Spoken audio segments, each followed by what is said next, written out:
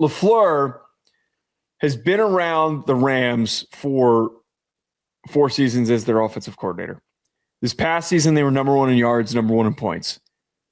It's safe, but also kind of lazy to just hire off of the McVay tree. Mm-hmm. I don't think anyone wanted this Cardinals job. I don't think anyone wanted to touch this because of the fact that you have a hellish situation to figure out with the big contract with Kyler Murray. Marvin Harrison Jr. is underperformed. Mm-hmm. Defensively, you've got some pieces, but a whole lot of inconsistency. I just think that there's a lot of construction that needs to go on to get this team trending in the right direction. And I don't know how long that's going to take. Do you think that – I think that the biggest problem with this Cardinals situation is that you have to commit aggressively to a decision to how you're going to put this team in the right direction going forward. And if you make the wrong decision, you're going to get fired and this whole thing is going to collapse underneath you. And what I mean by that is if you commit to Kyler and say, you know what, we're going to go all in on him. We're going to see what we can do. He stinks again this year and he's banged up, whatever it is, you waste a year. You move on from him and you move on from him at a point where it's going to be hard to get good compensation for him. Do you set yourself up to get fleeced? And do you also end up getting enough of a return out of that you can set your team up for success? You also can't draft a quarterback this year because there's no good quarterbacks to draft. Yeah. So you're throwing away this season potentially regardless. So there's just not a lot of positives here for Arizona. And I don't feel like LaFleur was such a enticing option that he is the savior. Well, they can build on Keaton Slovis. They got young quarterback talent in the building. Okay. Well, it's ignorant. It's really ignorant. I'm sorry. The Cardinals, when I am looking at a team that is underperforming and kind of drowning, is what I saw the Arizona Cardinals at. I don't think when I see a 3-win football team, let me see how I can make them a Super Bowl team in 2 years. It doesn't happen like that. It really doesn't. I think, how can I get them to second place in their division in 2 years? And that is so tough in the NFC West, where you're going to have to pass the 49ers. You're going to have to pass the Seahawks. You're going to have to pass the Rams. You're going to have to pass 2 of those 2 teams to get to second place and possibly make the playoffs there. How do you do that? You need good quarterback play. So does that mean Kyler reemerges? That's a coin flip. I'd like you to be able to run the ball. James Conner, getting a little long in the tooth. Whole running back room this year, injured to bittens. Michael Wilson was a nice pickup at wide receiver, though, this year. Like, it seemed like he was developing in the absence of Marvin Harrison Jr. His team's a little bit bombed out, though. Offensive line's a little bombed out. Paris Johnson Jr. needs to stay on the field. They got a great tight end. It's like the Raiders, man. I'm looking at There's a lot of positives, but the difference here, though, is that there is there's a really confusing situation on how you handle quarterback. I would think that if you bring in LaFleur, who's offensive-minded, the idea is we're going to try and give Kyler one more go. And I don't know if Cardinals fans have the patience for that. They shouldn't, but it's their only option at this point. Like, I hate the Cardinals defense because Jacoby was better than him. Jacoby did play better than him. The Cardinals defense have a lot of players that I like, and they just give up points and they give away games. Like Will Johnson, Denzel Burke, Budda Baker. That is 3 players in the defensive backfield that I would be stoked to have on my team in my defensive backfield.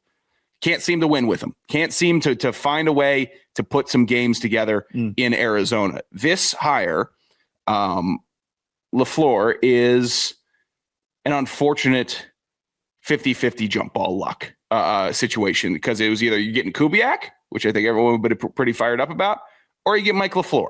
And they ended up on the LaFleur side of the stick, whereas the Raiders got Kubiak. They're both waiting it out. They're both sitting there waiting, like, who where are they going to decide? Who's going to get the good guy? Who's going to get the unproven guy that didn't call plays in LA, but managed the offense, I guess, is what he did. I honestly, speculation here. I don't know exactly how hands-on Mike LaFleur was with that offense. I know he had to be in it, but seeing what Sean McVay does and his intensity, it feels like his whole baby that he's been raising. And then it's like, okay, here's the babysitter. Don't touch, like here are the instructions. Don't mess it up, because I've set up this baby to be pretty good. I'm not inspired by it. But I don't know if there were any coaches that would have inspired me in Arizona. You know what I find just slightly And maybe, by the way, this is an opportunity for us to be completely proven wrong. And maybe that's the low expectations coming into this and being one of the last hires. Maybe it is a chance for everybody being blown away by an early impact. They've tried to go splashy twice. Gannon was pretty highly sought after when he was coming out from when he was the defensive coordinator with the Eagles. Everybody was like, we need to grab a part of the Sirianni tree. And lo and behold, I don't know if that was a bad tree. Yeah, very bad tree already. Very, very bad roots going on there. And Cliff Kingsbury was the really splashy hire. It was a controversial one, but it was, we're going all in on a completely different route here to produce success with Kyler, and that blew up in their faces.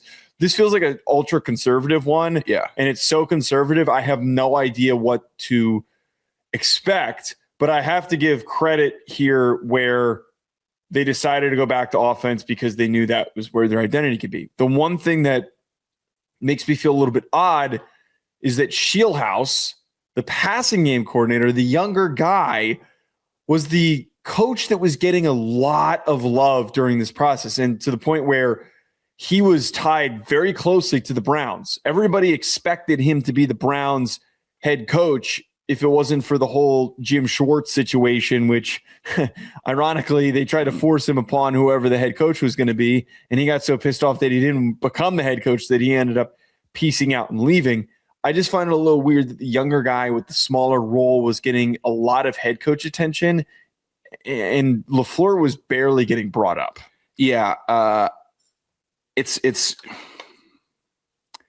got to be frustrating for Arizona to sit there and feel like you have the scraps because I think it probably is the scraps. I don't know why you would wait this long and not go after McDermott and say, hey, you need a week? We'll take a week. We're Arizona. We got time. You know, we can sit here and wait.